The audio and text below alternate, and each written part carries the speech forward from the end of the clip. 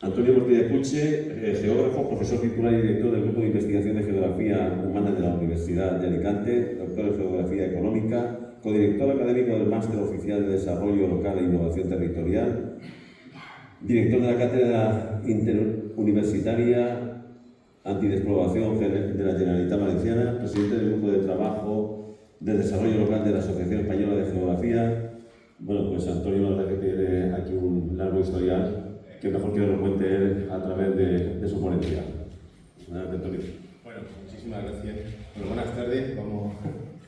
No, en primer lugar, bueno, soy geógrafo y cestero y amigo del profesor Gabriel Ponce, herrero, y bueno, y discípulo suyo en muchas de las cosas que versan sobre el tema de bueno, geografía económica, desarrollo local, geografía industrial. En primer lugar, agradecer a la UNDEF, al staff de la UNDEF, bueno, al catalán, al profesor Ponce, la posibilidad de dirigirme a ustedes, a vosotros y a vosotras, para hablar de un tema que me propuso el profesor Ponce y que, bueno, está basado como decimos nosotros, en estudios exploratorios que necesitarían de un mayor grado de profundidad. En algunos municipios sí que se ha hecho, pero que de alguna forma no se trata solamente de cuantificar, ¿no? Sino de trascender lo cuantitativo y sobre todo valorizar también los aspectos de carácter cualitativo. Me voy a controlar para ajustarme también al tiempo. En principio, las temáticas que vamos a tratar son, bueno, una introducción, un marco introductorio en el contexto de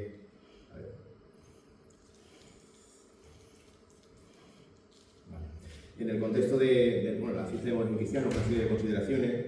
Luego haremos mención también a los parámetros de la mercantilización, turistificación, que luego trataremos en el epígrafe 4, porque también se habla mucho no sé si de la necesidad, pero al menos sí de las posibilidades que tienen las fiestas de moros y cristianos también de ser un producto turístico, sobre todo en un país que es una potencia turística en ese sentido, pero que también tiene que ver, o tenemos que tener en cuenta los parámetros de los contextos, ¿no? Y cada fiesta responde a una serie de motivaciones y sobre todo también una serie de representaciones, de actividades, etcétera. Luego hablaremos del microclúster, que es un término que sí que he compartido en varias ocasiones con el profesor Ponce, que estuvimos de alguna forma llevando a cabo cuando estuvimos, yo soy de Villena, estuvimos en la Junta Central de Fiestas con mi compañero y mi hermano Luis Irera Serrano, y que me lió en esto. Yo en la vida me pensaba que me iba.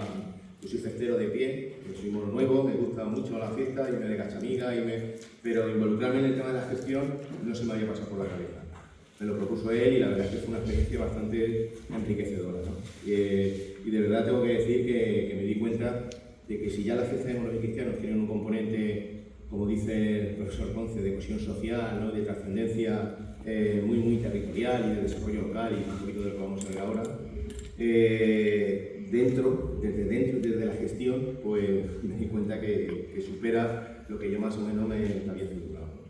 Pues hablaremos también, y sobre todo, de mi pueblo, de Villena, o sea, un contexto que también participa de cierto grado de liderazgo junto con el Vinalopó, lo que llamamos el sistema productivo local vinculado al calzado, y que ha ido trascendiendo, sobre todo desde finales de los 80, principios de los 90, pues en una especialización productiva que ya se ha consolidado, que sigue, bueno, y que lidera el mercado a nivel nacional. Eso nos quedamos ahí en la investigación que hicimos, pero hemos dirigido algunos trabajos fin de máster, ¿no?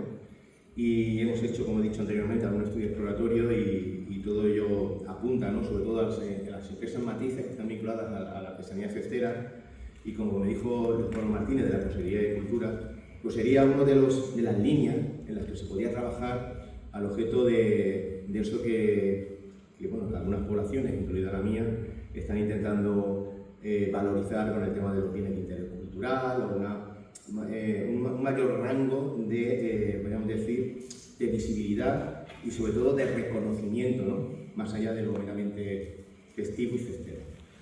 Y luego el impacto económico, haremos una serie de consideraciones al respecto. Y por último, pues un proyecto que en su momento pusimos en marcha, fue realmente interesante. Estamos hablando de los DTI, o sea, destinos turísticos inteligentes. Somos una potencia a nivel mundial. Tenemos el Invatur en la Comunidad Valenciana, particularmente en Benidorm, y el primer destino inteligente del mundo es Benidorm, ¿no? Y hay otros municipios que van en esa línea.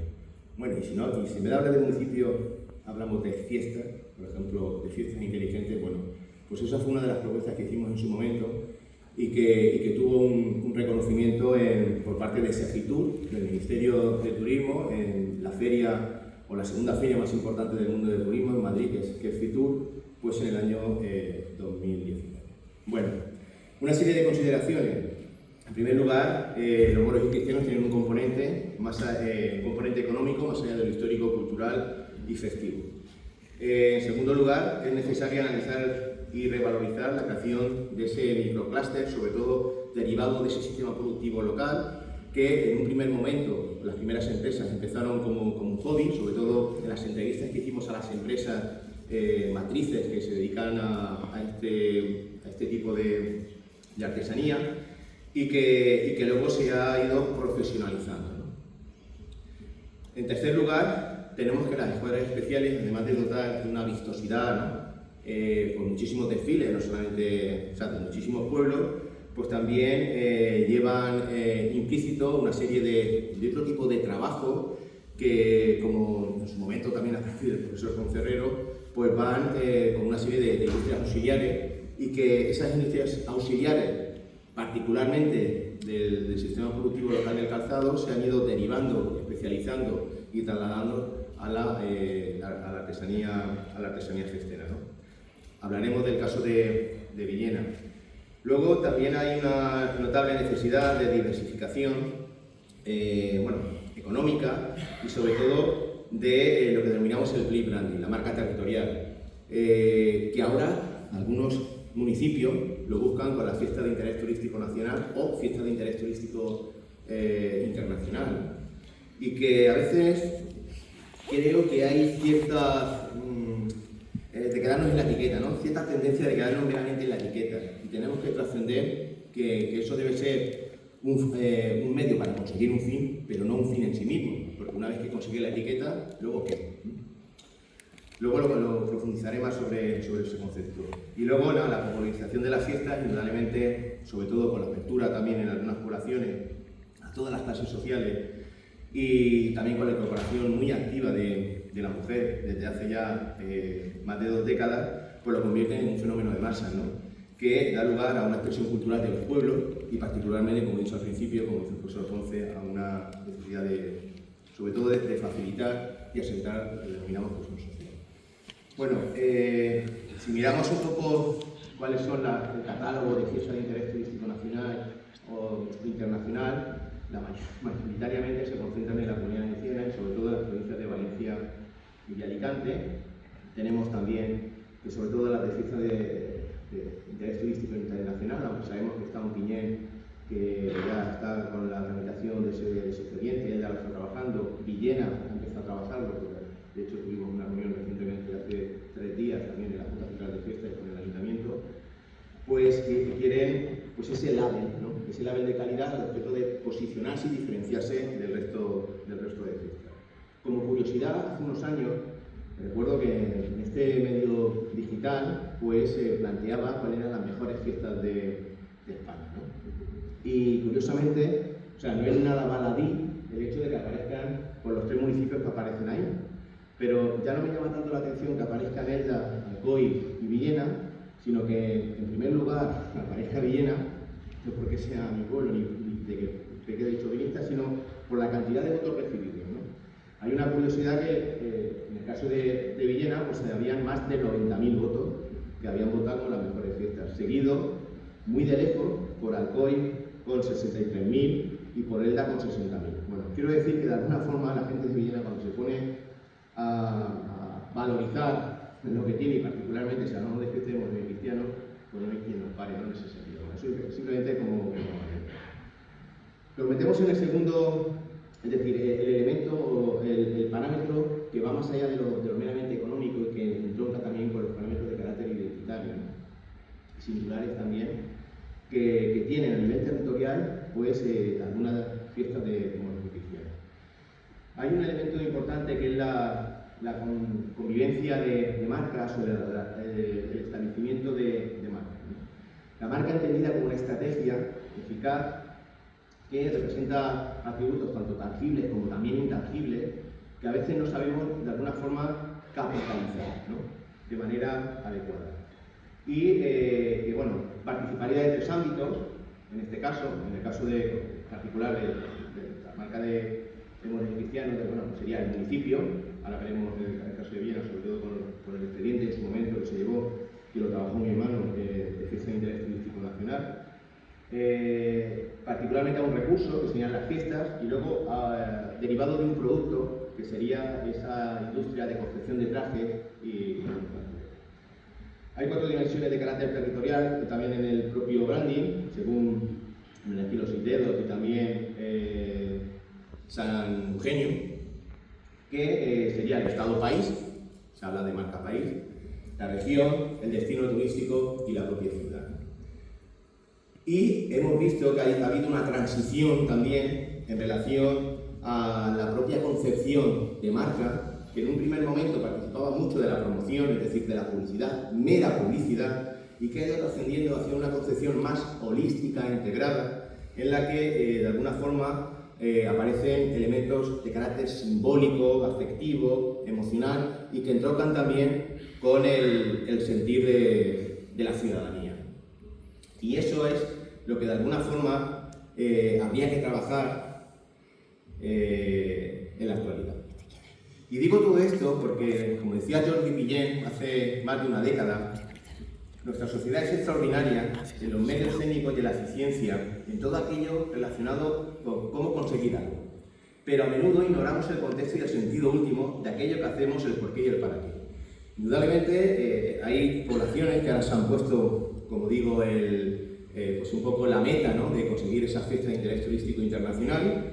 De hecho, uno de los argumentos que escuché en esa reunión en mi pueblo fue que no, es que Elda lo está trabajando ya y nosotros no podemos quedarnos detrás de Elda porque Ontinyent, bueno, pero eso es un argumento más, ¿no?, pero no es el argumento. Y surgió una reflexión entre los convocados en esa reunión en el que se planteaba, bueno, y una vez que hemos obtenido la marca, que porque en el 2015 se obtuvo la fiesta de interés turístico nacional, ¿y para qué ha servido? Y entonces habló la persona, el técnico de turismo, y dijo, bueno, es que si se declaran fiesta de interés turístico internacional, la Generalitat todos los años nos dan 40.000 euros. Bueno, es un motivo, pero no es un motivo importante, es decir, el pecuniario solo, ¿no?, sino que de alguna forma, ya que tenemos la posibilidad de trabajar ese elemento diferenciador que nos posicione frente a otro tipo de fiestas, creo que sería interesante abundar un poco más y sobre todo constituir una verdadera marca, ¿no?, de fiestas de moros y cristianos. Porque en ese sentido, los de este territorio, los de la Terreta, sabemos mucho y sentimos mucho lo que es la diferencia entre vestirse y disfrazarse, pero en Madrid no. Y luego comentaré una anécdota cuando hable del punto 4, ¿no? Indudablemente la marca se compone de un nombre, de un logotipo, de unos símbolos, de unos valores que se asocian a un territorio representando su propia identidad, posicionamiento y visión del destino, por parte del público, tanto de los de dentro como de los de fuera, ¿no? El Destination Branding es el principio organizador de los mensajes y de las experiencias que se asocian a los lugares para que sean distinguidos, para que sean convincentes, memorables y gratificantes. El éxito reside en la mente y el corazón del cliente, en la diferenciación, en el cumplimiento de una promesa de valor, ¿no?, y en la simplificación de las propias decisiones. Bueno, en ese contexto, la cultura deviene en recurso y favorece la cohesión social e identitaria y aporta valor o intereses a los residentes de un territorio, satisfaciendo pues sus necesidades, ¿no? Por ejemplo, canalizar el carácter festivo del ser humano, como decía Gil, en un homo festus, ¿no?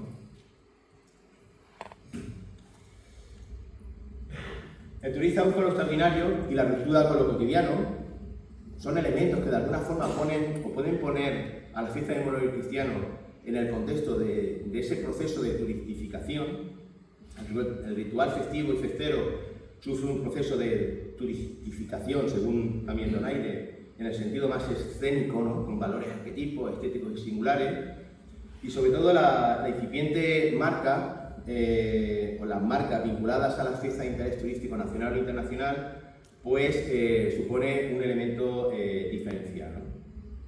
En este caso, pues como digo, mi hermano fue, junto con la responsable y la titular en su momento a nivel político, Isabel Micó, y con el que era presidente por entonces, la maja de la Junta Central de Fiestas, pues se pusieron, pero sobre todo el ayuntamiento, se pusieron a trabajar en la obtención de esa marca. Pero no fue tanto el llegar a esa meta, sino el camino transitado.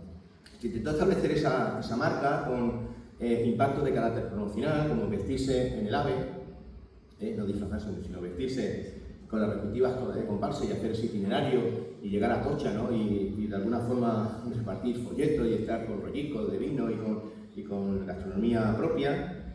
Y sobre todo, un elemento que creo que no se ha sacado el suficiente provecho, que fue un kit festero. Es decir, según las consultas que he tenido, el Ayuntamiento hizo una inversión de 7.000 euros que se tradujeron en una valorización del impacto económico cifrado en 148.000. Porque de alguna forma lo que superó a la inversión, porque ahora todo, no nos compramos tal revista, compramos tal publicación y entonces lo posicionamos. El expediente es relativamente sencillo, el otro día salió en esa conversación, en esa reunión que tuvimos, ¿no? Pero indudablemente aquí lo que quiero poner en valor fue el ingenio, el aprovechar lo local para conseguir una trascendencia en lo global y sobre todo pues intentar diferenciarse aportando ingenio y valor más allá del precio. Entonces, bueno, fue una campaña que todavía sigue de una manera, bueno, no sé si marginal, con el día cuando todo locura, vinculado a una frase muy típica y muy local de Villena, sobre todo que intentaba trascender que las fiestas son un paréntesis y que ayuda a curar las preocupaciones y la rutina cotidiana, y que las fiestas despertaban una infinidad de emociones y sentimientos en los habitantes, pero también en los visitantes, ¿no? Que conectaban con aquellos visitantes. Bueno, entonces se hizo un kit festero con bebidas espirituosas propias del municipio. Desgraciadamente ahora ya cerró esa destilería y ahora solamente las tenemos en el MUBI, las tenemos puestas en el MUBI, con la serpentina, el FED, con los diferentes, bueno, o sea, el símbolo de cada una de las comparsas, con los rollicos, con las camisetas, incluso había un pendrive con un libro de instrucciones, ¿no? Realmente el otro día, cuando salió el tema de retomar el expediente de fiesta de interés turístico internacional, dijimos, bueno, es que este kit, por ejemplo, en tiempo de la pandemia, hubiera sido una bomba, ¿no? El haberlo sacado adelante, el intentar, sobre todo, habernos posicionado. Pero quiero decir que se hizo en su momento al objeto de conseguir el expediente, pero luego no se le ha sacado mayor partido. Y a mí, porque yo tengo uno en casa, todavía cuando a veces lo abro, ¿no? Pues veo que es verdad, que pusimos ahí en una caja un montón de historias, de sentimientos, de emociones, ¿no? Que indudablemente le hemos sacado menos partido del que le podríamos haber sacado, ¿no? En el caso de Villena, además también participamos, bueno, de Villena y de las poblaciones del Vinalopó, de un concepto que intentamos también explotar y que hemos trabajado sobre todo con el profesor Javier Saidí de la Universidad de Laval en Canadá, en Quebec, que es el turismo de partage, el turismo de frontera, pero la frontera entendida como un elemento de comunión y también de unión e intercultural, más que de diferenciación, ¿no? Y que quizá eso, vinculado también a otros parámetros en el siglo XXI, podrían ayudar pues, a sacar un beneficio comunitario que no solamente se limite a esa concepción, creo que bastante bueno, obsoleta, ¿no? del enfrentamiento entre moros y cristianos, porque indudablemente luego es una fiesta, ¿no? Es una fiesta y una comunión. Eso lo intentamos establecer en su momento con el tema de la Mahoma, entre Villena y Villar, con una jornada de carácter cultural que denominábamos Mayoma y que buscaba ese efecto, ¿no? Hay una tipología, o singular tipología, caracterizado por 4 factores: el espacio geográfico, el devenir histórico, la experiencia y las emociones, y la participación de herencias culturales compatibles, tanto materiales como inmateriales.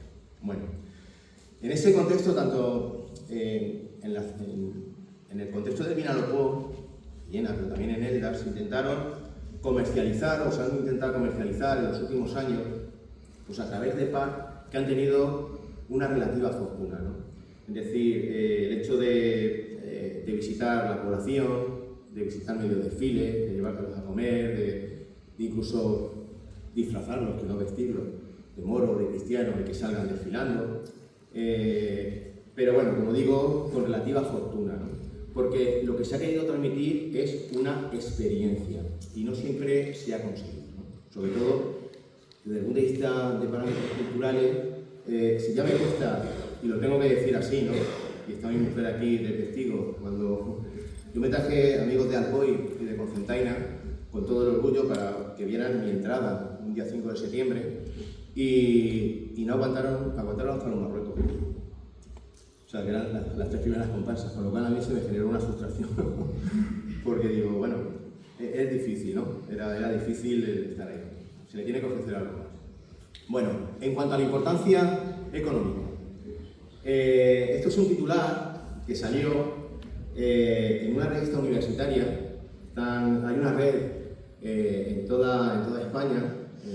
Mi anterior decano, el profesor Juan Mesa, pues quería valorizar lo que trabajaban los grupos de investigación de cada una de las universidades. Yo recuerdo que trabajo temas de desarrollo local, también temas de despoblación, a Valencia Territory, vinculado también a las políticas activas de empleo. Y el tipo este señor era de Jaén.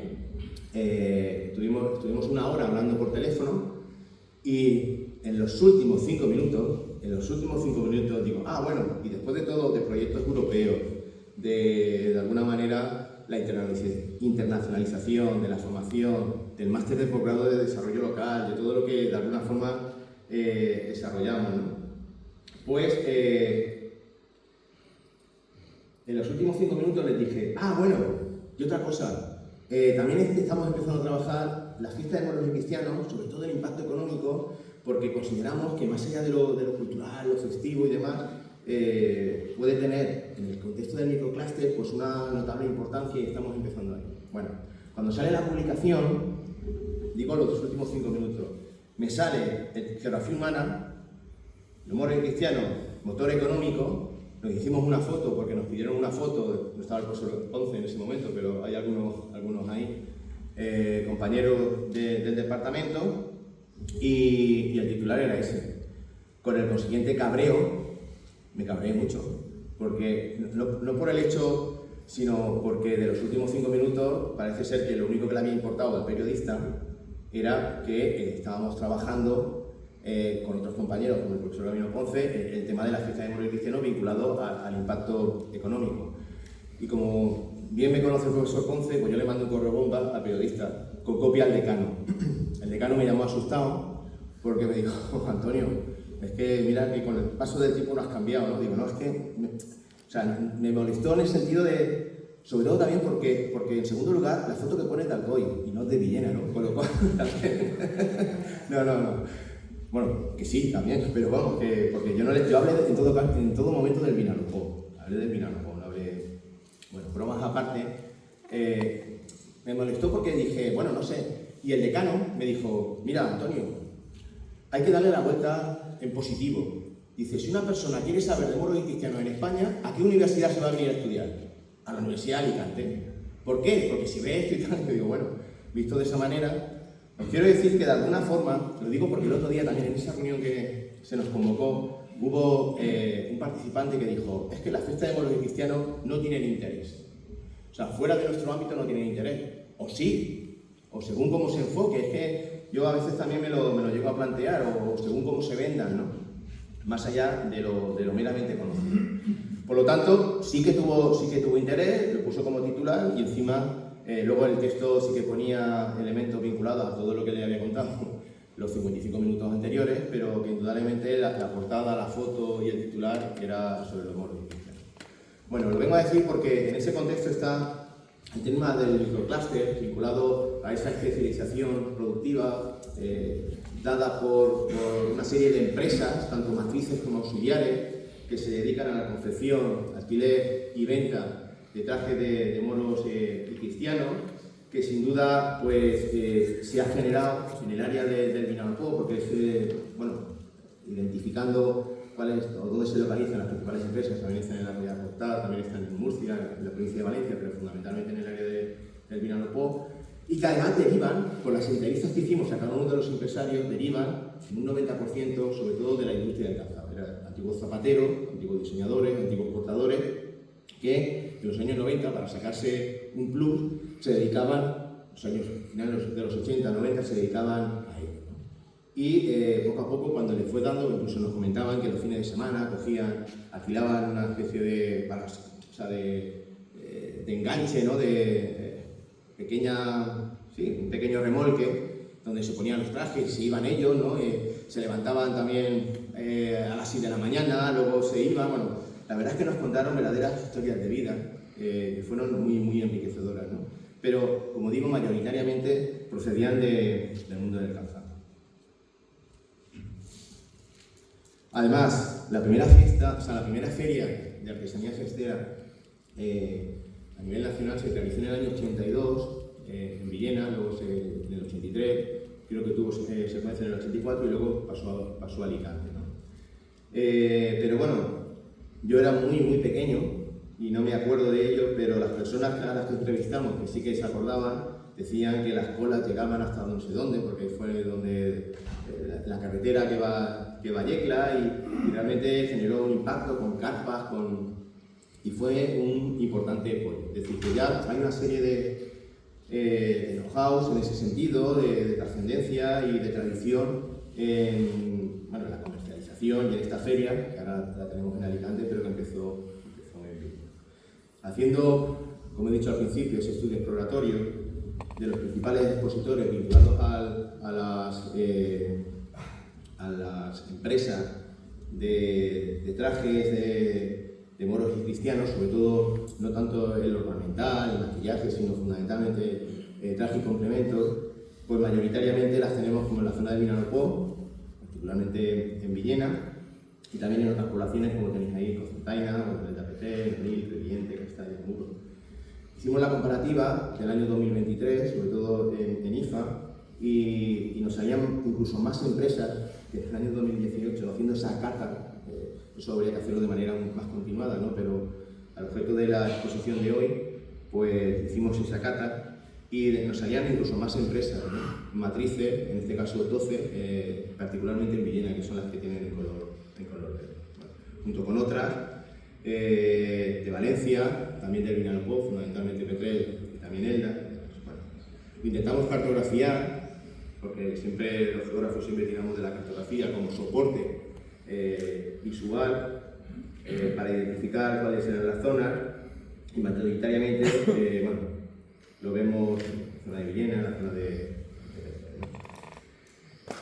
y luego además intentamos identificar lo que se llama ahora un hub, ¿no?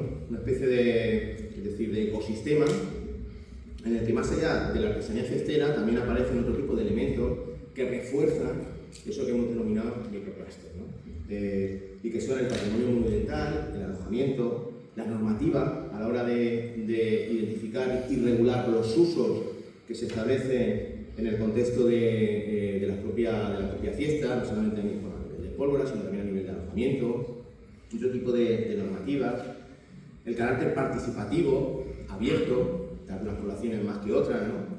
de la fiesta, el tema de la gastronomía local, identificada también con los periodos de fiesta, que también es un elemento muy singular en algunas poblaciones, el parámetro histórico que entronca con los elementos identitarios, el tema de la comunicación, entendida la comunicación más allá de la información, es decir, entendiendo la comunicación como un soporte para informar, pero también para conectar y fundamentalmente persuadir al que nos escucha, ¿no? Y luego el tema de la comercialización, desde el punto de vista del marketing, propiamente dicho. Bueno, lo identificamos caracterizando cada uno de esos 10 atributos, ¿no?, que considerábamos que formaban parte de ese microclúster, ¿no? Bueno, en relación al funcionamiento empresarial y centrándonos en el estudio de caso de Villena, nosotros en su momento también intentamos hacerlo extensivo, particularmente a todo el Vinalopó, pero otro tipo de obligaciones ya, bueno, no, porque tenemos una vida un poco complicada y nuestra desvinculación desde el punto de vista de la gestión en la Junta Central de Fiestas, pues lo dejamos aparcado, ¿no?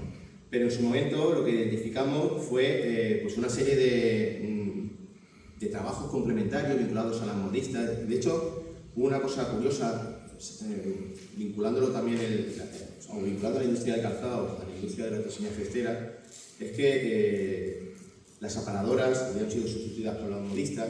Incluso en algunas empresas, cuando establecíamos esa entrevista con el propietario, decíamos, no, pero su empresa está formada por, me decía, no, por mí y por mis 2 hijos. Digo, y las 20 modistas que tiene usted en un taller, que las tiene sin dar de alta, porque eso también es otro elemento importante a tener en cuenta, ¿no? También participa de esa economía informal y nos facilita el hecho de que podamos, de alguna forma, acceder a mayor información que nos identifique de una manera más pormenorizada el verdadero impacto que eso puede generar, ¿no? Independientemente de luego la desconfianza que hay entre las propias empresas, que eso también lo identificamos en su momento, ¿no? Independientemente de que sean del mismo municipio, ¿no? Eso es todas las cosas, pero bueno. Artesanos, orfebres, el cuero, las botas, el correaje, el modelo. Bueno, como digo, además el grado de especialización y de adaptación a las necesidades del mercado, con el tema de la fibra del vidrio, la resina, para hacer complementos cada vez más, o artefactos también más complejos, que pesen menos, que de alguna manera sean más llevables, las tecnologías en 3D y la puesta en valor de ese know-how derivado, como he dicho, de otras artesanías. Las ventajas es la gran profesionalidad, ese saber hacer y el elevado nivel de artesanía, y los inconvenientes, pues que, claro, para la fiesta de moros y cristianos a veces tienes que sacarle una rentabilidad desde el punto de vista del alquiler, que no de la compra, 3, 4 temporadas a lo sumo. Las cantidades son 15 unidades por juego de trajes, que de alguna forma luego, claro, llevan muchísimo trabajo y lo tienes que rentabilizar, y que no se puede comparar con otras industrias, ¿no? que sí que se han reconvertido, como por ejemplo la cercana industria juguetera de Bueno, aquí tenéis las caracterizaciones que ya he nombrado, sobre todo que eran empresas de 3 a 12 trabajadores, aunque independientemente también eso variaba en función de las necesidades puntuales. Son empresas que participan de una marcada estacionalidad, desde abril hasta finales de octubre, que en un primer momento empezó como un hobby complementando elementos de carácter económico y que luego terminó siendo su verdadera profesión. En el caso de algunas poblaciones, como en el caso de Villena, pues sí que han tenido una notable reputación, ¿no? Sobre todo las empresas, ¿no? Además eso pues se dulcifica o se refuerza con el tema de los premios, ¿no? que también entra en valor el hecho de que tú puedas acuñar como un elemento diferenciador, el hecho de que haya sido o no premiada. Y luego la influencia en diferentes municipios. Bueno, nosotros, en relación a las entrevistas de carácter cualitativo que hicimos a las empresas, pues intentamos también cartografiar cuál era la influencia. Bueno, la influencia son aquellas poblaciones que participan de los moros cristianos, todo el arco mediterráneo, ¿no? La zona Cádiz, la zona de Castilla-La Mancha, incluso en el País Vasco, pero no solo tanto por los moros y cristianos, sino también por el tema de Reyes, ¿no? La Villa Reyes, que también era un mercado que algunas de las empresas habían empezado. Y luego, en relación al propio imaginario, cuando en su momento hicimos este trabajo, a mí me retrotrajo pues, a mi más tierna infancia. Porque, aunque eran talleres de artesanía cestera, a mí me recordaban mucho a talleres de calzado. Incluso porque en su momento tengo familiares que se han dedicado al tema de calzado, mi tío Germán Selva, pero además es que mi padre llevaba seguro en su momento y yo en verano le ayudaba, y entonces me iba a los tallericos, que iba por la calle Cañada, a los de Villena, y yo es que me vino así como Ratatouille, la película Ratatouille de Walt Disney. Pues la verdad es que me retrotrajo pues, a tiempos, porque la mesa del diseñador, la mesa de la ferrería, ¿no? El artesano, el que llevaba los metales, el calzado, sobre todo el almacén para la propia ropa, y luego también pues, las exposiciones que tenía cada una de las empresas. En relación al impacto económico, eso sería uno de los temas que sí que, sobre todo desde el punto de vista de la universidad, y eso también he dicho también, bueno, y he hablado con el profesor Concerrero, pues yo creo que sí que deberíamos, hemos hecho algún estudio, hemos dirigido también y coordinado algún trabajo fin de máster, pero claro, la metodología hay que consensuarla. Aquí tenemos algunos titulares, en su momento, que de una manera fehaciente ponen encima de la mesa que indudablemente hay un impacto económico de la fiesta de moros y cristianos, porque ahora está, bueno, no sé si de moda, pero yo creo que también es conveniente medir de alguna forma pues, todo ese trabajo que aparentemente es algo festivo, algo lúdico, ¿no? Pero que detrás tiene una economía que revierte positivamente en el territorio.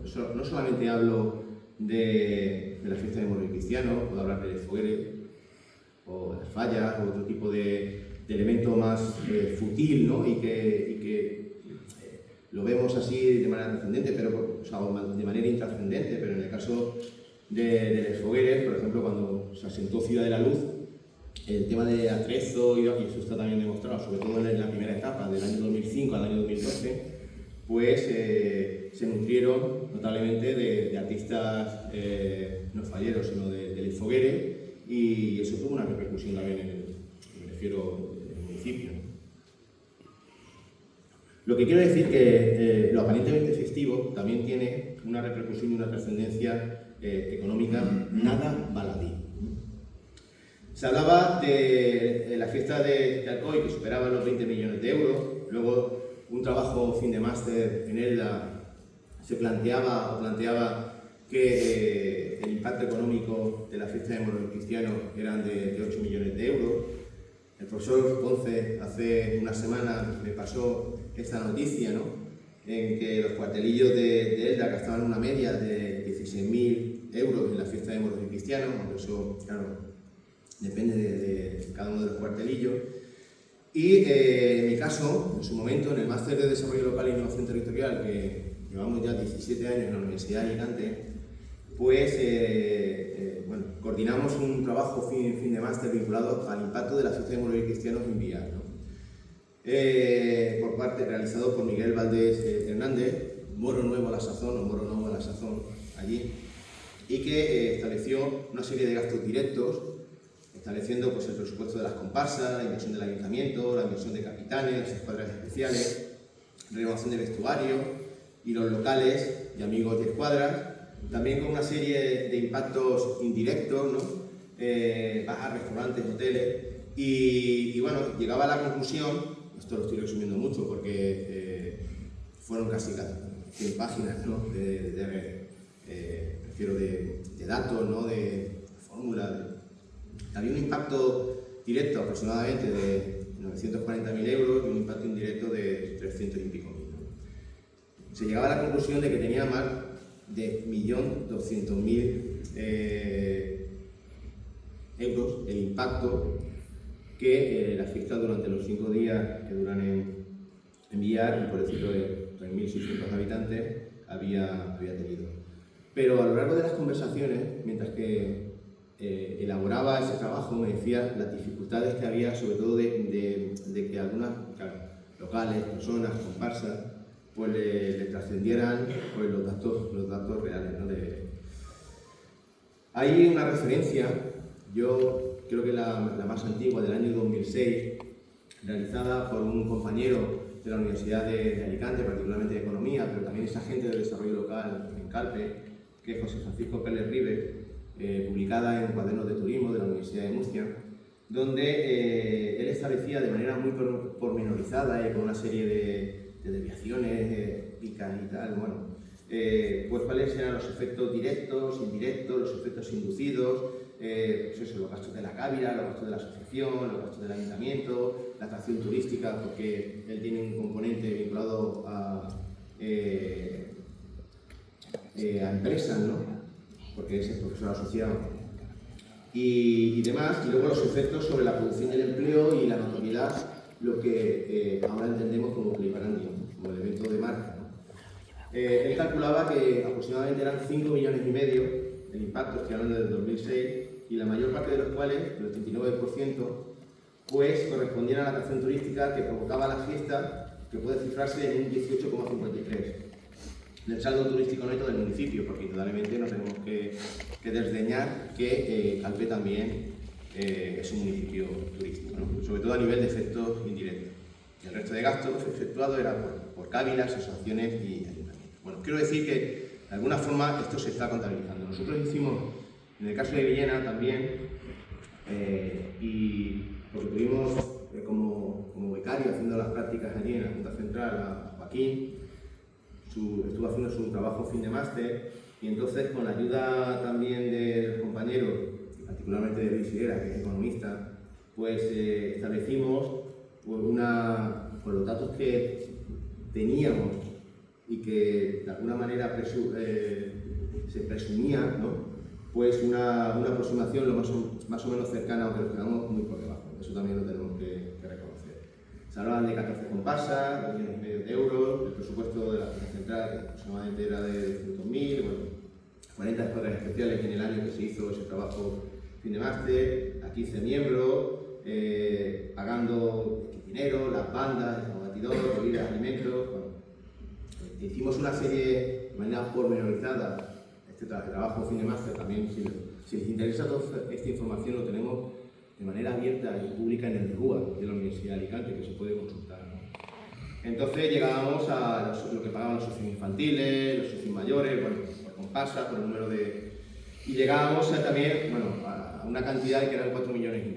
Incluso, en mi caso, pues yo salí de escuadra especial un año, en el año 2018, y me puse, o sea, por una parte porque me gusta, y por otra parte porque también era una oportunidad de vivir en primer plano lo que costaba realmente todo ello. Bueno, además tengo que decir que ganamos el primer premio, ¿no? En el Mando Moro, con ese pedazo de traje que fue mortal, pero bueno, fueron para 2 días y con los ayubíes, aunque yo soy moabita, pero bueno, los ayubíes de Moro Nuevo, y calculé que aproximadamente salíamos, bueno, el tema de traje, música, dulzaina, maquillaje, caballo, baile del día 6, del día de la cabalgata, los fuegos del día de la cabalgata y el local, el recinto, pues salía aproximadamente más de 10.000 euros, que repartidos entre los que éramos de las cuadras, de las filas, pues salimos casi a 800 euros con todo, ¿no? Quiero decir que es relativamente cercano, porque el traje en sí mismo, pues como hicimos en su momento, hay trajes que superan los 2.500 euros solamente. Entonces, bueno, claro, por eso tenemos la rentabilidad a posteriori con el tema de la estructura. Bueno, y esto eran las conclusiones del estudio realizado por Joaquín, ayudado por la Junta Central de Fiestas, y que establecíamos unos 4,5 millones, aunque unos años antes, y José Fernando Domene, que también un buen amigo y conocedor del tema, en un artículo que ya publicó en la propia revista del día 4, estimaba unos 6 millones de euros. Y eso lo hicimos en una jornada antes de la pandemia, que hicimos en la propia Junta Central de Fiestas de Villena, donde pusimos encima de la mesa con artesanos, con diseñadores, con empresarios, pues esta tema. Vale. Y abajo tenéis un poco el resumen, ¿no? El resumen, pues en ELDA se establecía 8 millones, en Alcoy 20 millones, en Calpe 5 millones y medio y en Villar. Es decir, más allá de las cifras, lo que está claro y es evidente es que supone un notable impacto económico que hay que capitalizar, pero también hay que valorizar, ¿no? Que no se trata solamente de gachamiga caliente y cerveza fría, sino muchísimo más, ¿no?, lo que aporta la fiesta de Morro Cristiano, independientemente del aspecto de carácter cultural, festivo, histórico, religioso. Bueno, el último tema es el tema de la turistificación y sobre todo de qué manera podemos conseguir esa diferenciación y ese conocimiento más allá de nuestras fronteras, ¿no?, de las fronteras de los pueblos que participan de la fiesta de Morro Cristiano. En el primer congreso internacional que se hizo, coordinado por el profesor Ponce de la Universidad de Alicante en el año 2015, la ponencia sexta, realizada por la profesora Charo Navalón, hablaba ya del tema de la turistificación, ¿no? E incluso se planteaba, no solamente en la ponencia, sino en las diferentes comunicaciones, pues un elemento que todavía sigue en vigor, es decir, podemos turistificar la fiesta de Morro Cristiano. Depende de qué, pues depende del pueblo, depende de la entidad, depende también de la naturaleza de la fiesta de Morro Cristiano, depende de las actividades que pongamos encima de la mesa al objeto de generar ese grado de experiencia y demás, porque uno de los elementos que también estaban o se pusieron encima de la mesa era que por una parte las fiestas están muy vinculados a la idiosincrasia de la población local, de la comunidad, y que hasta cierto punto el hecho de que pueda ser consumido como producto turístico se puede desvirtuar. Hasta cierto punto también eso fue una de las conclusiones a las que llegamos con la ponencia que en su momento realizamos con Luis Pablo Martínez, en la que en Croacia pues no se había declarado, no se le había dado un label de calidad de lista de patrimonio de la UNESCO, pues creo que era la Moravia, que es un baile de Morro Cristiano, porque habían considerado desde UNESCO que eso iba a generar una mayor atracción turística y por lo tanto iba a derivar en un desvirtúe del propio acontecimiento, ¿no? Entonces, bueno, se establecieron una serie de preguntas. ¿Pueden producirse cambios de importancia en la fiesta debido a la presencia visitante de turistas? ¿Tenemos de alguna manera las condiciones necesarias para que sea una experiencia o un elemento experiencial notable y que no altere la propia dinámica festiva de la que participan? Bueno, la verdad es que era un tema interesante. No obstante, las fiestas de Morro Cristiano han estado presentes también en la parte académica, ¿no? Tengo que decir que, bueno, en el libro que forma parte de un proyecto de investigación del Ministerio de I+D+I, ¿no?, coordinado por las profesoras Asunción Blanco Romero y Gemma Cano del Valiente de la Universidad Autónoma de Barcelona, conseguimos meter no solamente a mi comparsa, sino a mi pueblo, en un convenio o en un proyecto en el que se planteaba pues la reconversión, revalorización y reinversión de espacios turísticos de interior en España, análisis de casos y formulación de estrategias ante la crisis. Como digo, fue un proyecto que duró del año 2013 al año 2016 y lo que trataba fundamentalmente era, en algunos territorios de interior, que tenían o que participaban de una serie de recursos potencialmente turistificables, pues si todo ello podía enriquecer el acervo ya no solamente cultural, sino fundamentalmente turístico, de algunos de los territorios.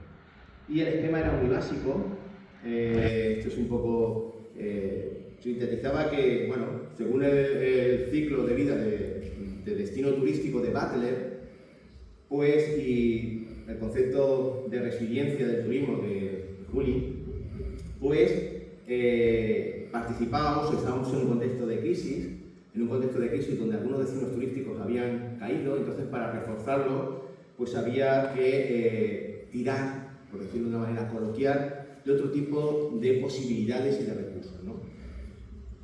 Contábamos con las nuevas motivaciones de los turistas, con las nuevas motivaciones de carácter sociolaboral que la crisis había puesto encima de la mesa y que podía de alguna forma generar la optimización de esos recursos y luego la implementación de las nuevas tecnologías, ¿no? Eso llevaría implícito una revalorización del patrimonio en los territorios de interior, dando lugar a nuevos o renovados productos turísticos de interior que incidieran, por una parte, en el desarrollo local y por otra parte, en una nueva imagen de marca, en un playtesting, ¿no? Bueno, ese era un poco el planteamiento de partida y luego hubo una serie de estudios de caso. Bueno, todo eso, de alguna forma, fue los parámetros o el caldo de cultivo para que durante la presidencia de Luis Sirera en la Junta Nacional de Fiestas, y que contó con un elenco y un equipazo de personas y amigos y gente bastante inquieta y que veníamos de diferentes campos, ¿no? Que yo no me imaginé nunca que pudiera aprender tanto, pues se planteó el por qué no, más allá de una app, plantear lo que denominamos el tema de las fiestas inteligentes, ¿no? Entonces, porque app hay muchas, pero app con valor añadido hay muy pocas. Y teníamos una parte de técnico que era Paco Rivera, que era también mi partener en el tema, en los temas culturales, y por otra parte el ideólogo, que era un poco, porque yo estaba en Sefitur en ese momento, en el ministerio, pues estaba trabajando porque formaba parte de la Junta Directiva del Colegio de Geógrafos de España, estábamos trabajando sobre temas de desarrollo rural inteligente, y entonces pues conocía a Enrique y a Eduardo, que estaban dentro de Sefitur, ¿no? Además de que gente que trabaja en Invatur habían sido alumnos nuestros y eran compañeros también de la universidad. Quiero decir que había ahí una red de gente que sabía de qué iba el tema y empezamos sobre todo a darle vueltas, pero fundamentalmente la app derivó en algo más, ¿no? Que es lo que les quiero transmitir. Derivó en la intencionalidad de generar un producto turístico de carácter experiencial, no solamente para los propios festeros, sino también para los propios visitantes, donde participara de comunicación, de geolocalización, de la gamificación, donde se pusiera en valor también este microclúster económico, con tecnologías vinculadas al GPS, en la que de alguna forma trascendiera los meros desfiles, ¿no? Y a través de las nuevas tecnologías pues pudiéramos conectarnos en tiempo real con la televisión, con la radio, tuviéramos información de primer orden, si se suspendía, si no se suspendía, si se atrasaba o no se atrasaba, por dónde iba una comparsa u otra, porque estaba geolocalizado. Donde también podíamos ver cada una de las informaciones, de las escuadras especiales de cada una de las comparsas, ¿no? Porque una pequeña baliza, ¿no? Porque los cabos llevaban ese identificador de GPS y aparecía información automáticamente en la app de quién había hecho el diseño, de cuál era la historia de esa escuadra, de quién era el cabo, información que desde el punto de vista empresarial, sobre todo para las empresas que van a visibilizar o a visualizar eso, los trajes para luego contratarlos en sus pueblos, pues les pudiera servir, ¿no? Además, establecimos una serie de informaciones de dónde comer, dónde dormir, independientemente que es la app turística al uso, y queríamos incrementar la calidad y la experiencia del propio visitante. Tengo que hacer una comparativa porque hay otro compañero de la Universidad de Valencia, que es Gerson Beltrán, que en su momento también trabajaba con temas de geolocalización y demás. Y, por ejemplo, la Feria de Cocentaina, que es fiesta de interés turístico internacional, pues hicieron una que se la descargaron, creo que 3.500 personas el fin de semana que duraba la fiesta.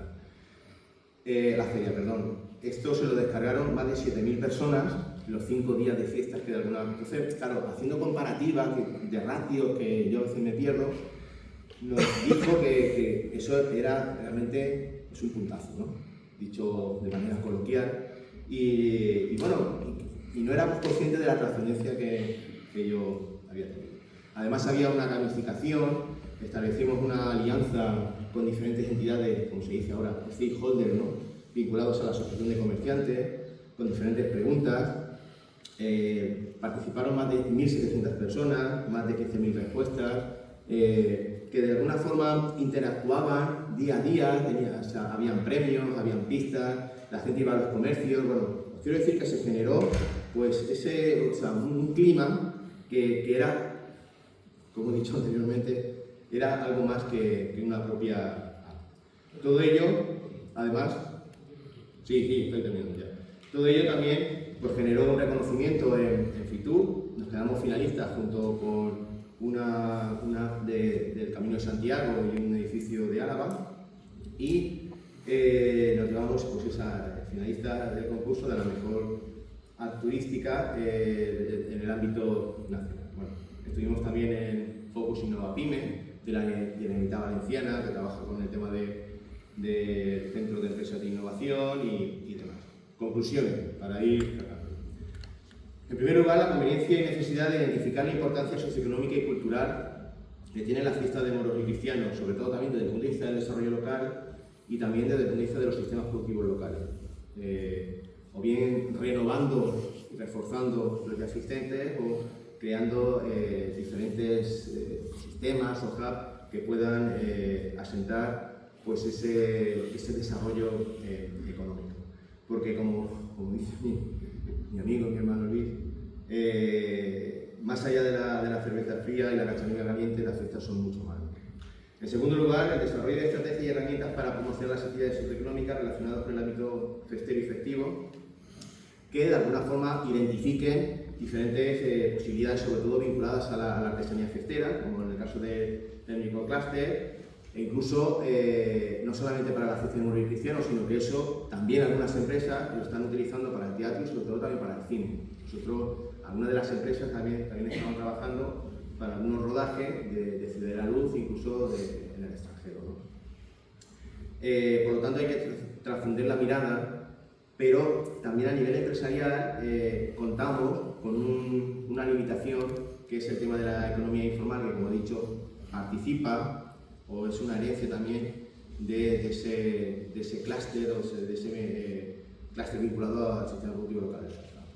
Analizar los efectos y la puesta en marcha de aplicaciones turísticas para dispositivos móviles, sobre todo en el contexto actual, aprovechar lo que nos pueden generar las nuevas tecnologías también para generar desde la tradición procesos de innovación, como en el caso que les he comentado de las fiestas inteligentes, sobre todo para también fomentar ese concepto de partage, de convivencia, de comunión, de frontera, porque no es lo mismo vestirse que disfrazarse.